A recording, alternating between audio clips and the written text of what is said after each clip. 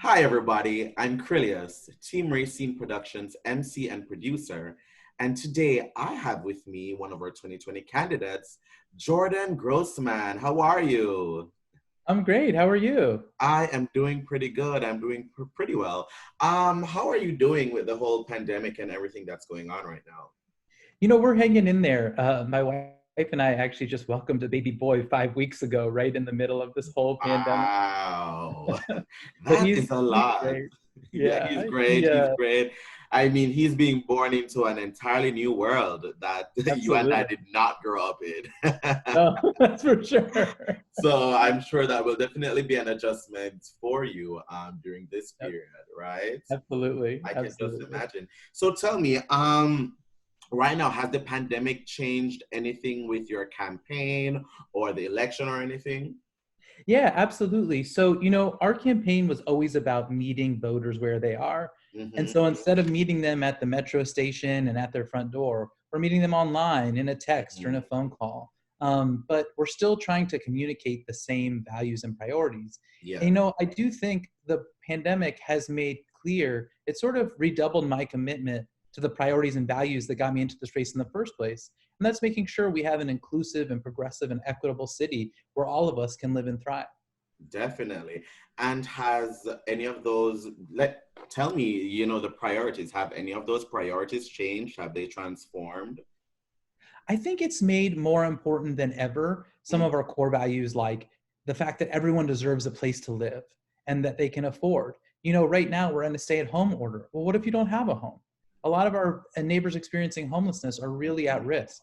I think it also makes more important than ever that everyone on the front line, whether you're a grocery worker or a healthcare worker or a transit driver, that you have protections and you have workplace support that is actually enforced in your day-to-day life. It's not just on paper. It's something that's making a difference. And Mm, I think beyond that, so many people have been affected by this pandemic. I think we need to do more to provide immediate assistance to folks who've lost their jobs or can't make rent that's coming due mm. or aren't going to be able to pay their mortgage, or looking in the weeks and months ahead and don't know how they're going to support their families. So I think it's the same core values, but the urgency is even more important right now.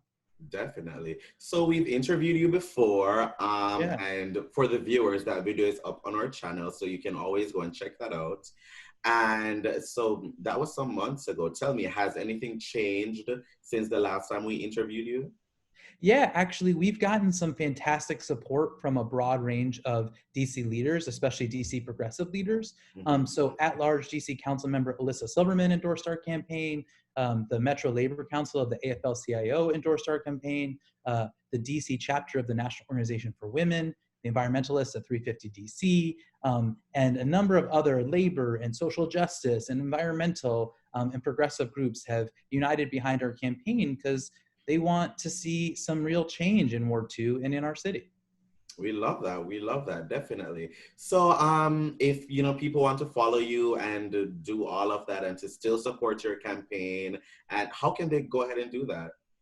That's a great question. You can go to our website at jordan4ward2.com. You can Mhm. sign up to volunteer or also see some of the volunteer events or virtual candidate forums we're doing. You can also follow us on Facebook and Instagram at Jordan4Ward2 and on Twitter at JMG in DC. Awesome. So the mayor is encouraging everyone to, make sure that they can do their mail-in ballots and all of that. What are your thoughts on that?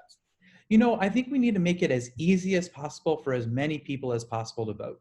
And so I actually joined with two other candidates, Janice Lewis George in Ward 4 and Ed Mhm. Lazier running at large, to send a letter with about 30 questions to the Board of Elections to say, look, we need to make this as easy as possible and you need to clarify things. And I was actually really happy to see one thing they responded to us on was making it so you can just email in your request. If you don't have a printer, you can't download the form, you can Mm. email in that request for an absentee ballot. And so I think it's great that we're going to observe health and safety by encouraging people to vote by mail. But the other half of that is we need to make sure it's as easy as possible to vote. We want as many people to participate as they can because everyone deserves a voice and everyone deserves a seat at the table.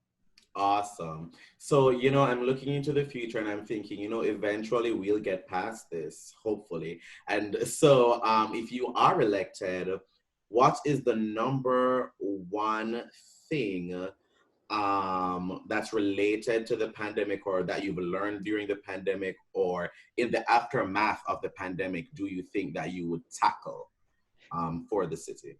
Yeah, I think the number one thing related to the pandemic is addressing the health and economic and racial disparities that have existed before the pandemic, but have become even more stark during this pandemic. We've seen the deaths from COVID-19 are disproportionately people who are Black and brown and Mhm. people who are lower income. And so I think that's something that right away we should be addressing those disparities no matter what. But this pandemic has shown how important and how urgent it is. So that's something I would focus on right away if I'm elected. Awesome. Well, thank you so much for joining me today, Jordan. That was really, really lovely. I'm glad that you took the time out of your day to join us. Well, thank you so much for having me. Of course, definitely. And to our viewers, thank you for watching.